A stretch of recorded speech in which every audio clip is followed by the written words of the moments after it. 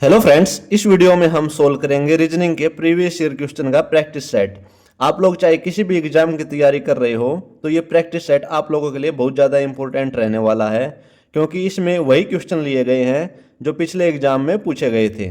चलिए शुरू करते हैं। हमारा पहला क्वेश्चन है कि लुप्त संख्या पद ज्ञात करो। इसमें दे रखा है 7, 4, 5, 3 और अंदर है 36। यहाँ पर है 8, 7, 3, 5, अंदर है 64। तो इसमें बताना है कि बाहर है 6, 3, 4, 6, अंदर है क्वेश्चन मार्क। तो यहाँ पर कौन सी संख्या आएगी ये पूछा है। यह क्वेश्चन पूछा गया था आरआरबी ग्रुप डी 2018 में और दिल्ली पुलिस में। ऑप्शन है हमारे पास A25, B27, C49 या D28। तो देखो इस क्वेश्चन में क्या लॉजिक लग रहा है। इसमें यहाँ पर अंदर 36 बन रहा है, अंदर 64 बन रहा है। हमें यहाँ पे अंदर बताना है कौन सी संख्या बनेगी। मतलब ये जो बाहर कौन सी संख्या है, इनका जोड़ घटा गुना भाग कुछ भी करके यहाँ पे 36 बन रहा है। हम देखते हैं क्या लॉजिक लग रहा है इसके अंदर। अगर हम आमने सामने की गुणा करके देखें, 7 पंजे 35, 3 चौके 12, दोनों को जोड़े तो ये तो 47 हो गया, लेकिन यहाँ पे तो 36 है, तो ये लॉजिक तो नहीं लग रहा। अगर हम इसका जोड़ करें 7 और 3 10 और 5 15 और 4 19, तो ये लॉजिक भी नहीं लग रहा। अगर हम इसमें एक्चुअल में हुआ क्या है, देखो ये जो 7 और ये जो 4 है इसकी गुणा की गई है, 7 गुणा 4, ये हो गया 28। उसके बाद जो 5 और 3 है इन दोनों को जोड़ा है, 3 और 5 को जोड़ा है, ये हो गया 8। अब इस 28 में इस 8 को जोड़ा गया है, 28 में 8 जोड़ेंगे तो हो गया 36। मतलब लॉजिक क्या है कि ये जो ऊपर वाली संख्या और उससे अगली जो संख्या उन दोनों की गुणा करनी है और तीसरी और चौथी संख्या का जोड़ करना है और इन दोनों को जोड़ देना है। यानी 8 गुणा 7, 8 7 56, 5 जमा 3, 5 और 3 हो गए 8। अब 56 में 8 जोड़ देंगे हम, तो 56 में 8 जोड़ेंगे तो 64। वही 64 यहाँ पे लिखा गया है। अब यही लॉजिक हम इस क्वेश्चन में लगाएंगे। इसमें हम 6 गुणा 3 करेंगे, 6 तिये 18 और 6 और 4 को जोड़ेंगे, 6 जमा 4 हो गए हमारे पास 10, 18 और 10 को जोड़ेंगे तो हो गया 28। तो यहाँ पर कौन सी संख्या आएगी, यहाँ पे आ जाएगा 28। ऑप्शन डी इस क्वेश्चन का राइट आंसर हो जाएगा। चलते हैं अगले क्वेश्चन पर। अगला क्वेश्चन है कि दी गई आकृति में त्रिभुजों की संख्या ज्ञात करो। ये आकृति दी गई है और पूछा है कि इसके अंदर कितने त्रिभुज हैं। यह क्वेश्चन आरआरबी ग्रुप डी 2018 में भी आया था, 2022 में भी और दिल्ली पुलिस में भी। ऑप्शन है हमारे पास A31, B30, C29 और D32। तो देखो अगर हम इस क्वेश्चन को एक एक करके जो अगर निकालेंगे कितना त्रिभुज है तो ज़्यादा टाइम लग जाएगा और एग्जाम में इतना टाइम होता नहीं है। तो इसमें एक लॉजिक लगा हुआ है, एक ट्रिक छिपी हुई है इस क्वेश्चन के अंदर। देखो अगर हम इसमें सिर्फ ये आकृति देखें, कुछ ऐसी आकृति अगर हम यहाँ पे बनाएं इस आकृति को, इसके अंदर कितनी लाइन है, 1 2 3 4 5। तो 1 2 3 4 और 5, तो ये वाली आकृति हमने यहाँ पर बना ली। अब इसमें हम नंबर डालेंगे यहाँ पे 1 2 3 और 4, इन सभी को जोड़ देंगे, 1 और 2 3 और 3 6 और 4 10। तो इन सब का जोड़ कितना आया, 10 आया इनका जोड़। तो देखो 10 त्रिभुज तो हो गई इसके अंदर यहाँ पे इतने में। यही आकृति यहाँ पे है, 1 line 2 line 3 line 4 line 5 line, तो 10 त्रिभुज हो गई यहाँ पर, 10 त्रिभुज हो गई यहाँ पर। अब एक त्रिभुज ये जो अंदर बन रही है यहाँ पे, एक त्रिभुज ये, और इन सभी को मिलाने के बाद जो सबसे बड़ी त्रिभुज बन रही है एक त्रिभुज ये। अब इनका जोड़ करेंगे, 10 जमा 10 जमा 10 जमा 1 और जमा 1, तो 10 और 10 20 और 10 30, 31 और 1 32। तो इस आकृति के अंदर टोटल कितने त्रिभुज हैं, 32। ऑप्शन डी इस क्वेश्चन का राइट आंसर हो जाएगा। चलते हैं अगले क्वेश्चन पर।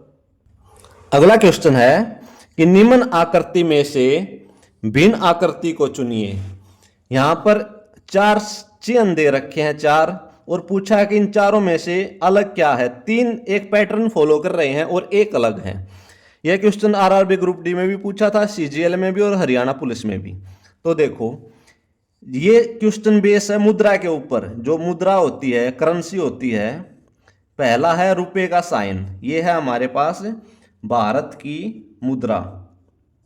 उसके बाद है डॉलर का साइन, डॉलर है अमेरिका की मुद्रा, करेंसी अमेरिका की। उसके बाद है पाउंड का साइन, ये होती है इंग्लैंड की मुद्रा। और उसके बाद है ये बीटा, ये गणित का एक प्रतीक होता है, यानी चिन्ह होता है गणित का। तो बाकी तीनों तो मुद्रा है और ये एक गणित का प्रतीक है। तो ऑप्शन डी इस क्वेश्चन का राइट आंसर हो जाएगा, ये इनसे अलग हो जाएगा। चलते हैं अगले क्वेश्चन पर। अगला क्वेश्चन है वेन आरेख चुनिए वेन डायग्राम से रिलेटेड, कि टिकट, हवाई जहाज और रेल के बीच कौन सा वेन आरेख होगा इनमें से? Option A, B, C, D या ई। तो देखो इस क्वेश्चन में अगर हम ध्यान से देखें तो टिकट हमारे पास हवाई जहाज की भी टिकट होती है, रेल की भी टिकट होती है, लेकिन टिकट बस की भी होती है, मेट्रो की भी होती है। तो सबसे पहले अगर हम यहाँ पर हवाई जहाज के लिए बनाएं वेन डायग्राम, तो ये है हवाई जहाज। हवाई जहाज और रेल में कोई संबंध नहीं होता, दोनों अलग अलग होते हैं। उसके बाद हम बनाएंगे रेल के लिए वेन डायग्राम, ये बन गया हमारे पास रेल। अब यहाँ पे दे रखा टिकट कि कुछ टिकट हवाई जहाज की भी होती हैं और कुछ टिकट रेल की भी होती हैं। तो यहाँ पे टिकट आ जाएगा दोनों के बीच में, ये है टिकट यहाँ पे, क्योंकि सभी टिकट तो हवाई जहाज की नहीं होती ना। कुछ टिकट तो बस की भी होती हैं और कुछ मेट्रो की भी होती हैं, कुछ ई रिक्शा की भी होती हैं, कुछ कार की भी टिकट होती हैं। तो यहाँ पे इस क्वेश्चन का राइट आंसर हो जाएगा ऑप्शन ई। चलते हैं अगले क्वेश्चन पर। अगला क्वेश्चन है वाटर इमेज यानी जल प्रतिबिंब से कि दी गई आकृति का जल प्रतिबिंब क्या होगा। ये एक आकृति दी गई है, प्रश्न आकृति है हमारे पास, और उसकी 4 उत्तर आकृतियां दी गई हैं। हमें ढूंढना है इन चारों में से कि इस प्रश्न आकृति का जल प्रतिबिंब कौन सी आकृति के अंदर छिपा हुआ है। तो देखो जब भी हम जल प्रतिबिंब निकालेंगे तो जल प्रतिबिंब का मतलब क्या है कि ये आकृति नीचे की तरफ आ जाएगी, यानी ये उल्टी हो जाएगी कुछ ऐसे, यानी जो इसका ये हिस्सा है ये नीचे की तरफ आ जाएगा और जो नीचे वाला हिस्सा है वो ऊपर की तरफ आ जाएगा। तो नीचे इसमें चोंच है तो ऊपर ये चोंच आ जाएगी ऐसे। अब देखो सिर्फ इतना करने के बाद एक बार हम ऑप्शन को चेक करेंगे। ऑप्शन में देखो चारों में चोंच है यहाँ पे। उसके बाद देखो ये लाइन आ जाएगी यहाँ पे ऐसे, ये लाइन नीचे की तरफ और ये नीचे पूरी लाइन। उसके बाद देखो ये जो आधा सर्कल है ये लाइन की तरफ इसका मुंह है ऊपर, तो यहाँ पे आधे सर्कल का मुंह लाइन की तरफ ऐसे हो जाएगा। अब देखो ये जो ऑप्शन सी है इसमें ये सर्कल नीचे की तरफ है, तो ये तो ऑप्शन हमारे पास होगा नहीं, इसी का यहाँ पे हम कट कर देते हैं इस ऑप्शन को।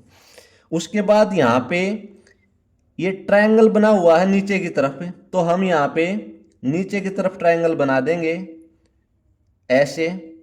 अब देखो ऑप्शन बी में सर्कल बना हुआ है, तो ये ऑप्शन भी हमारे पास गलत दे रखा है, यहाँ पे ये ऑप्शन भी नहीं होगा। उसके बाद जो ये आंखें हैं इसकी दोनों की, यहाँ पर 2 आंखें बनी हुई हैं नीचे की तरफ ऐसे, और वो इस लाइन की तरफ वो ऊपर से आधी भरी हुई हैं, तो नीचे की तरफ यहाँ पे लाइन की तरफ नीचे की तरफ हो जाएगा कुछ ऐसे, नीचे की तरफ हो जाएंगी ये आंखें, क्योंकि यहाँ पे ऊपर लाइन की तरफ है तो यहाँ पे नीचे लाइन की तरफ हो जाएंगी। अब देखो जो हमारे पास ऑप्शन ए बचा था और डी बचा था, इस डी में ये आंखें ऊपर की तरफ हो रही हैं, लेकिन हमारे पास आंसर में नीचे की तरफ होनी चाहिए थी, तो ये ऑप्शन भी कट गया हमारा, बच गया हमारा ऑप्शन ए, यही इस क्वेश्चन का राइट आंसर हो जाएगा। तो इस आकृति का जल प्रतिबिंब होगा ऑप्शन ए। चलते हैं अगले क्वेश्चन पर। अगला क्वेश्चन है कि सादृश्यता ज्ञात करो। यह प्रश्न आकृति दे रखी है, जो संबंध पहली आकृति का दूसरी आकृति के साथ है, हमें ढूंढना है कि तीसरी आकृति का संबंध चौथी आकृति के साथ होगा। इन चारों ऑप्शनों में से यहां पर कौन सी आकृति आएगी, ये पूछा गया इस क्वेश्चन में। यह आरआरबी एनटीपीसी में भी पूछा गया था, ग्रुप डी में भी और केवीएस में भी पूछा गया था।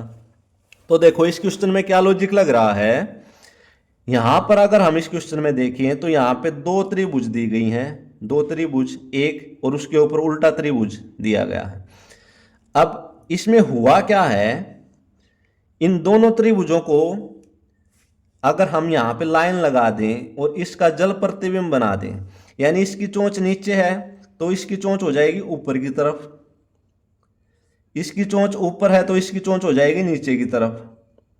तो ये वाली आकृति यहां पर बनाई गई है, यानी इस आकृति को बीच में से जल प्रतिबिंब करके बनाया गया है।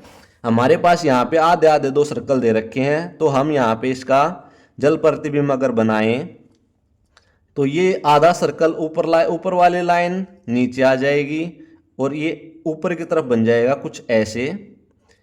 इसमें ये नीचे वाली लाइन ऊपर आ जाएगी और ये कुछ बन जाएगा इस तरह। तो यहाँ पर हम देखें अगर, तो ऑप्शन ए इस क्वेश्चन का राइट आंसर हो जाएगा, ये वाली आकृति यहाँ पर आ जाएगी। चलते हैं अगले क्वेश्चन पर। अगला क्वेश्चन है हमारे पास कि दी गई आकृति में कितने त्रिभुज हैं, या आकृति के अंदर बताना है कि टोटल कितने त्रिभुज हैं इस आकृति के अंदर। यह क्वेश्चन पूछा गया था आरआरबी एनटीपीसी में और एसएससी सीजीएल में। तो इस क्वेश्चन को कैसे सोल्व करेंगे हम, देखो यहां पर अगर हम देखें एक त्रिभुज ये बन रहा है एक, दूसरा त्रिभुज ये बन रहा है दो, और इन दोनों को मिलाकर यहां पर एक त्रिभुज बन रहा है तीन। तो तीन त्रिभुज तो ये बन गए हमारे पास इतने में यहां पे। अब अगर हम इसको देखें कि एक त्रिभुज तो बन रहा है यहां पर एक त्रिभुज बन रहा है यहां पर, इसको मिलाने के बाद दो, और इन सभी को मिलाने के बाद तीसरा त्रिभुज बन रहा है यहां पर तीन। तो तीन त्रिभुज और इसके अंदर यहां पे बन गए। एक त्रिभुज ये बना, एक त्रिभुज ये, दूसरा त्रिभुज ये, और इन दोनों को मिलाकर यहां पर तीसरा त्रिभुज ये। तो तीन त्रिभुज यहां पे बन गए, इसमें हम तीन और जोड़ देंगे।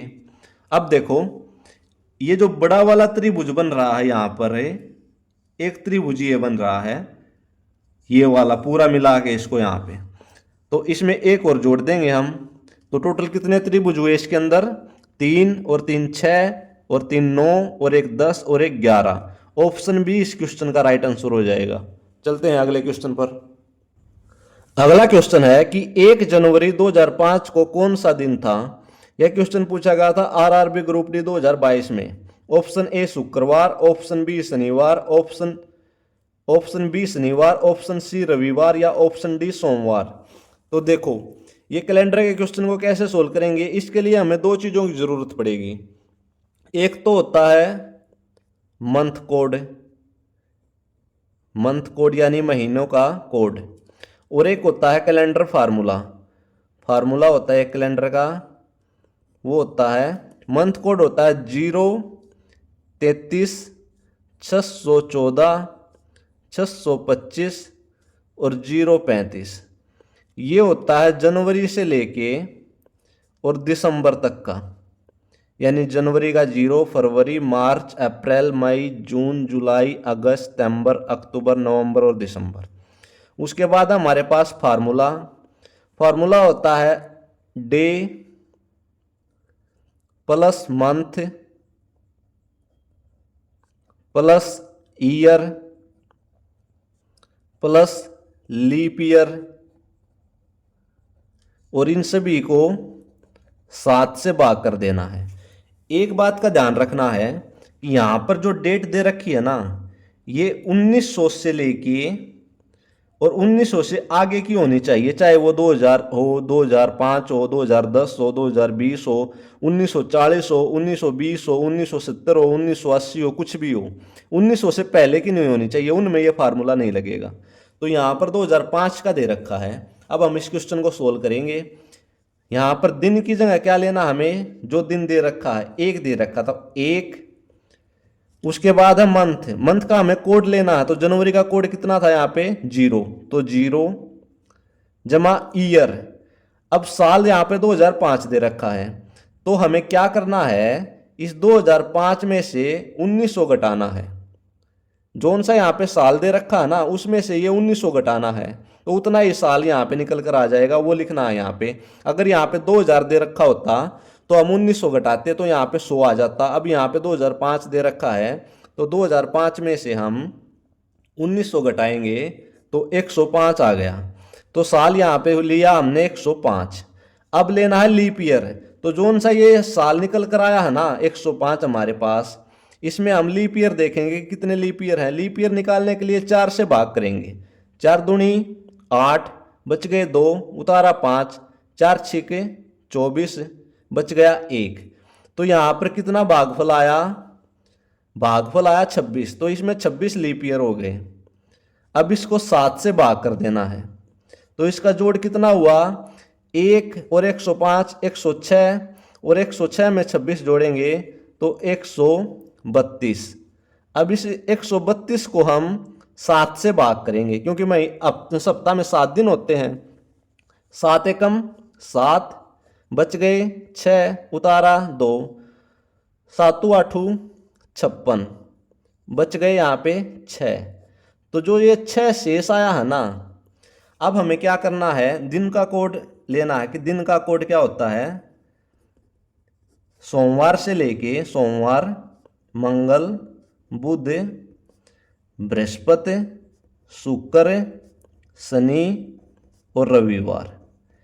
हम 1 से शुरुआत करते हैं, 1 2 3 4 5 6 7। तो ये होता है हमारे पास सप्ताह का कोड, दिनों का कोड, सप्ताह के दिन का कोड। तो हमारे पास जो 6 शेष आया है ना, जो भी यहाँ पे शेष आए हम देखेंगे कि 6 पे क्या है, शनिवार, तो यहाँ पे इसका राइट आंसर हो जाएगा शनिवार। अगर शेष हमारे पास 2 आता है यहाँ पे तो हमारा आंसर होता मंगलवार। तो इस क्वेश्चन में क्या करना है, सबसे पहले तो हमें मंथ कोड याद होने चाहिए, 033 614 625 035। उसके बाद फार्मूला याद होना चाहिए, दिन प्लस महीना प्लस साल प्लस लीप का साल भाग में 7। अब हमें वैल्यू पुट करनी है। यहाँ पर 1 जनवरी दे रखा था तो हम दिन की जगह पे 1 रखेंगे, जनवरी की जगह पे जनवरी का कोड 0 रखेंगे। साल के लिए हम जो साल दे रखा है उसमें से 1900 घटाएंगे, जितना निकल कर आया वो यहाँ पे लिखेंगे। उसके बाद लीप ईयर निकालेंगे, जोन सा साल यहाँ पे निकला उसमें से लीप ईयर देखेंगे कितने लीप ईयर हैं, इन सभी का जोड़ करके 7 से भाग कर देंगे। जितना शेष आया हमारे पास हम सप्ताह का कोड देखेंगे 1 से लेकर 7 तक, और वही हमारा राइट आंसर हो जाएगा। आई होप ये क्वेश्चन आप लोगों को अच्छे से समझ में आ गया होगा। चलते हैं अगले क्वेश्चन पर। अगला क्वेश्चन है कि यदि लाल को सफेद कहा जाए, सफेद को हरा कहा जाए, हरे को नीला कहा जाए और नीले को पीला कहा जाए तो दूध का रंग कैसा होगा। यह क्वेश्चन आरआरबी ग्रुप डी 2022 में पूछा था।